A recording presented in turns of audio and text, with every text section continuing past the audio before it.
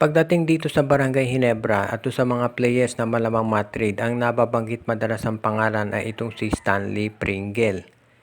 To sa mga, of course, naaalala nyo na siguro nung PBA bubble. Hindi mapigilan ito si Pringle. Siya nga ang tinanghal na outstanding player. Dahil napakahusay ng laro nito, inside-outside. Si Coach Tim Cone mismo nagsabi na itong si Stanley Pringle ang Justin Brownlee nila pagdating ng Philippine Cup. Pag kinakailangan nila ng puntos kay Pringle sila pupunta. Unstoppable ito. So bakit ito ititrade ng Barangay Ginebra? Kung inyong mapapanood o nanonood at sumusubaybay sa laro ng Gene Kings, alam niyo na ito si Pringle ay nagkaroon ng knee injury pagkatapos niyang manalo ng Most Outstanding Player Award. At pagkatapos ng surgery na yon, hindi na naging katulad nung dati yung laro ni Pringle.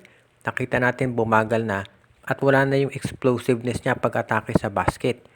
Kaya sa tingin ng karamihan, ito si Pringle, hindi na rin yan bumabata, matanda na rin ito. At yan ang dahilan kung bakit ito ay malamang i-trade ng Barangay Ginebra.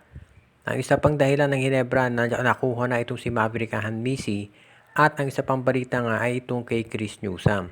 Si Chris Newsome ay magiging unrestricted free agent na pagkatapos ng conference na ito at malamang lumipat ito sa Barangay Ginebra. Kapag nangyari yan, ang dami ng guards ng Ginebra. Nandyan si Newsome kung sakasakaling dyan lumipat, si Maverick Hanmisi, si L.A. Tenorio, si Nards Pinto, nandyan pa si Von Pesumal at itong si Jeremiah Gray na nagre-recover ngayon mula sa ACL injury. Kaya makikita natin parang wala nang lugar para dito kay Stanley Pringle. Kaya sa tingin ko, to sa mga nabanggit na players, si Pringle malamang i-trade dahil unang-una kahit nga matanda na, may value pa rin ito. So pwede siyang i-trade ng Barangay Ginebra at makakakuha sila ng sulit na kapalit.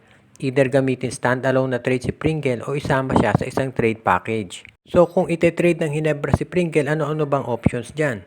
Well, pwede i-trade si Pringle at isa pa nilang player para kay Chris Newsome. Kung ayaw nang hintayin ng Ginebra na maging free agent si Newsome at makuha siya kaagad. O di ka naman kaya pwedeng i-trade si Pringle dito sa TNT, samahan ng iba pang players o draft picks para makuha nila itong si Mikey Williams na hanggang ngayon ay may problema pa rin sa kontrata sa TNT. O di kaya naman sa ibang team nila i-trade itong si Stanley Pringle. Ibig sabihin maraming options na pwedeng gawin itong Ginebra. Actually kay Tyler Teo pwede nilang i-trade yan sa Phoenix o di kaya kay Wami Tiongson dito sa Terra Firma. Sa ngayon kasi itong si Stanley Pringle nandito siya sa sitwasyon na hindi na siya masyadong kailangan ng Ginebra pero magagamit pa rin siya ng ibang teams dahil sa kanyang veteran leadership at experience. Kaya isa siya sa pinakamagandang mga trade assets ngayon ng Barangay Ginebra. At syempre, as much as possible, gusto ng Ginebra na gamitin na agad itong si Stanley Pringle habang walang injury.